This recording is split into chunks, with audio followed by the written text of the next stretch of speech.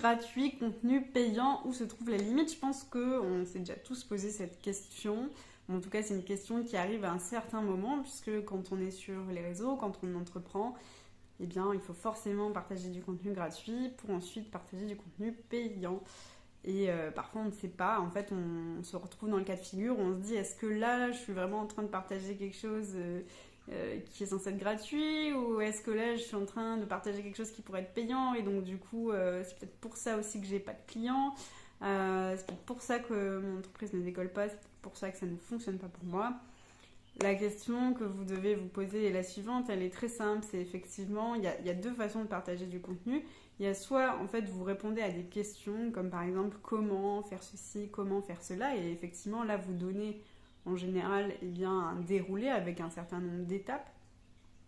Soit, eh bien, vous posez d'une autre façon, c'est-à-dire vous questionnez sur le pourquoi.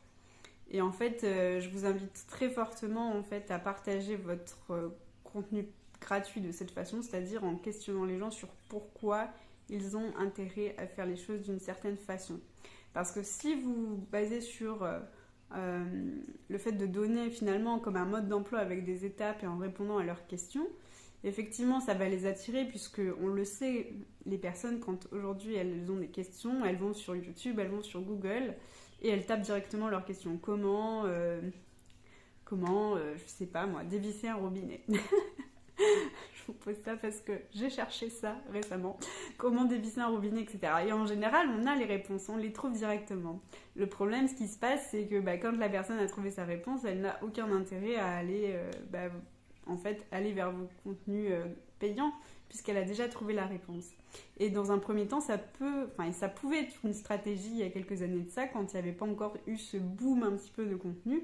C'était une bonne stratégie de se positionner de cette façon, parce que par rapport à d'autres personnes qui ne publiaient pas de contenu, eh bien, vous ressortez dans les résultats et donc la personne pouvait commencer à vous suivre si elle trouvait que les questions auxquelles vous répondez étaient pertinentes dans la niche dans laquelle elle cherchait des réponses. Sauf qu'aujourd'hui, ça a un petit peu changé. Comme je vous le dis, en fait, il y a eu beaucoup de contenu créé depuis le confinement, depuis le fait que des personnes se sont rendues compte que c'était peut-être le moment de se lancer à leur compte, etc.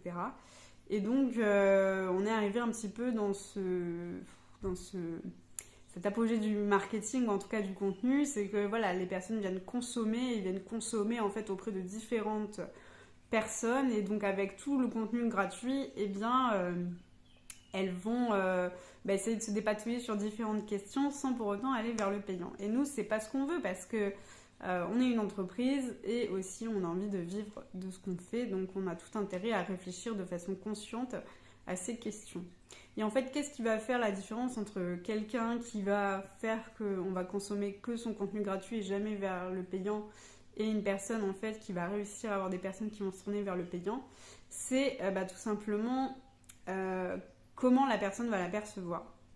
En fait, ce que vous devez comprendre, c'est que la personne qui achète, elle doit avoir en vous un expert, elle doit avoir en vous quelqu'un en qui elle peut faire confiance et qui du coup a compris ses problèmes et ce qu'elle traverse.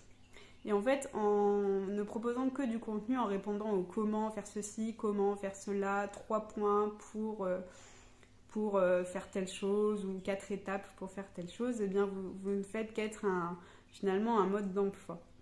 Mais du coup, on ne vous voit pas comme quelqu'un qui a vraiment compris le problème. Vous voyez ce que je veux dire? En fait, là, votre posture, elle change un petit peu. Un expert, c'est quelqu'un qui va venir vous faire questionner par vous-même pour essayer de vous faire prendre conscience que vous pouvez changer les choses et que en fait, c'est pas tellement le comment qui est important, parce que finalement, agir et entreprendre et faire les choses finalement dans sa vie de tous les jours, il n'y a pas que dans l'entrepreneuriat. Dévisser un robinet, il y a 10 000 façons, il y a un mode d'emploi, mais la façon dont vous êtes constitué, votre façon de raisonner, eh bien vous allez le faire de façon différente. Entreprendre, c'est pareil, on peut vous donner des conseils, mais en tant que personne, vous allez vous les réapproprier et faire les choses différemment. C'est très rare en général qu'une personne, quand on lui donne les étapes 1, 2, 3, 4 à faire, eh bien, elle les applique exactement de la même façon qu'on lui a énoncé. Voilà, les gens aiment bien rajouter leur petite touche perso, faire les choses comme eux ils l'entendent, etc. Donc en fait, la différence, elle se fait pas là, elle va se faire dans le fait de vraiment vous poser en tant que personne qui sait ce qu'elle dit et où elle va, enfin qui sait ce qu'elle dit et où elle va. On va y arriver. Justement en questionnant sur voilà pourquoi vous avez tout intérêt à agir de cette façon, parce que si jamais votre robinet va vous commencer par l'étape 4 au lieu de l'étape 3, vous serez bloqué parce que bah voilà, vous n'aurez pas coupé la vanne d'eau, il y aura de l'eau partout, etc. Et vous voyez qu'en fait là on va plus loin dans le raisonnement, parce que la personne elle aura réfléchi déjà, elle sait déjà ce qui va se passer après si vous ne faites pas cet effort, eh bien, de vous poser les bonnes questions. Et en fait, c'est en ça qu'on reconnaît un expert. Un expert, c'est pas tellement un mode d'emploi sur pattes, c'est pas tellement ça, bien qu'ils soient en capacité de répondre aux questions.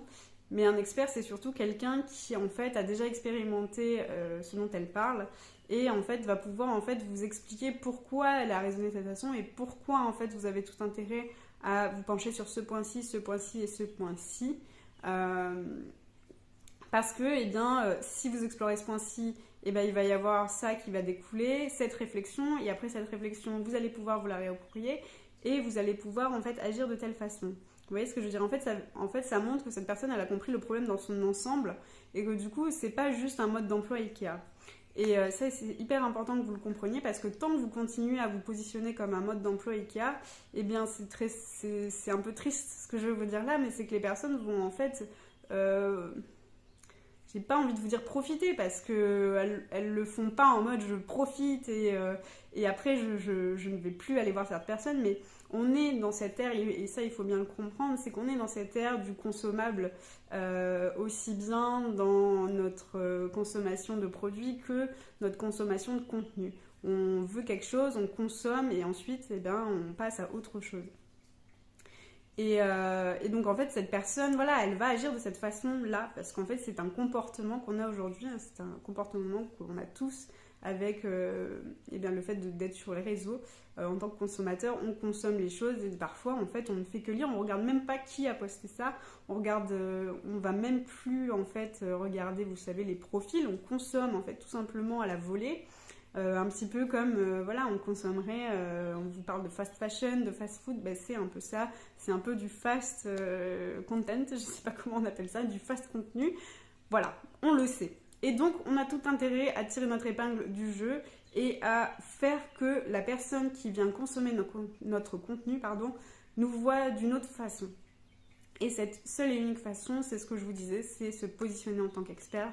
Et donc arrêter d'être ce mode d'emploi sur pattes, mais plutôt aller vers le fait d'être expert et de questionner les gens sur pourquoi ils devraient pourquoi ils devraient se questionner sur ça, pourquoi ils devraient réfléchir à ça, pourquoi s'ils ne le font pas, eh ben, ça va les désavantager, pourquoi c'est une bonne chose de se poser ces 3 points, pourquoi. Et en fait, quand vous êtes dans cette posture-là, vous ne donnez pas les réponses, vous faites que questionner, et vous vous questionnez et vous ratissez même plus large que votre sujet.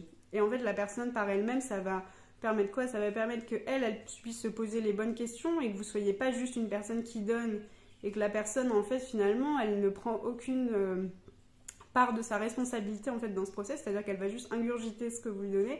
Non, là, quand vous partez d'un pourquoi, eh ben, ça l'oblige à se poser et en fait à se réapproprier la question pour l'appliquer ensuite pour elle-même. Et donc vous voyez que vous lui faites aussi ce cadeau de lui donner sa propre responsabilité et de lui permettre aussi de réfléchir par elle-même pour qu'ensuite elle puisse continuer seule et sans vous. Et je sais que ça peut paraître un petit peu contre-intuitif parce qu'on se dit ouais mais dans ce cas-là si elle peut continuer sans moi, quel est l'intérêt en fait que je partage de cette façon ? Eh bien dites-vous qu'une personne que vous aurez aidée gratuitement, elle aura davantage intérêt, ou elle aura plus envie de revenir vers vous si un jour elle cherche quelqu'un de confiance que quelqu'un qui lui aura juste donné des points comme ça, non-stop, etc. Et ça, c'est une réalité. Quelqu'un qui, en fait, que vous avez aidé sans le vouloir ou voilà, que vous avez une attitude qui a été positive pour elle, on s'en souvient et donc le jour où on a besoin de quelqu'un vers qui se tourner, en qui avoir confiance, et bien souvent on revient vers ces personnes-ci.